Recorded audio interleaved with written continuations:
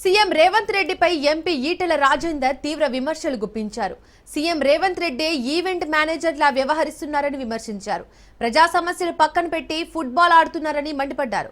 సింగరేణి క్వార్టర్లు బాగు చేయడానికి, సిబ్బందికి జీతాలు ఇవ్వడానికి డబ్బులు లేవు కానీ వందల కోట్లు పెట్టి ఫుట్బాల్ ఆడుతున్నారని ఆగ్రహం వ్యక్తం చేశారు.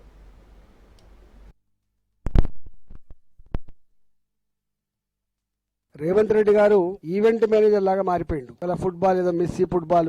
సింగరేణిలో క్వార్టర్లు బాగు చేయడానికి పైసలు లేవు. సింగరేణిలో అప్పులు తెచ్చుకుంటే తప్ప జీతాలు లేని పరిస్థితి ఉంటే సింగరేణి నుంచి 100 కోట్ల రూపాయలు ఖర్చు పెట్టి 70 కోట్ల రూపాయలు ఆయనకి ఇచ్చి ఒక క్రికెట్ స్టేడియం అని దాన్ని మార్చి కోట్ల రూపాయలు ఖర్చు పెట్టి ఎంసీహెచ్ఆర్డీలో తన ఫుట్బాల్ ట్రైనింగ్ కోసం ఒక గ్రౌండ్ తయారు చేసుకొని దానికి కోట్ల రూపాయలు ఖర్చు పెట్టి ఇలా 100 కోట్ల రూపాయలు సింగరేణి డబ్బులు ఖర్చు పెట్టి రేవంత్ రెడ్డి గారికి మాత్రం తన ఈవెంట్ మేనేజ్మెంట్ కోసం మాత్రం 100 కోట్లు ఖర్చు పెట్టడం అనేది ఇలా ఉత్తర తెలంగాణ ప్రజానికం అంతా కూడా ఏవేగించుకుంటున్నారు.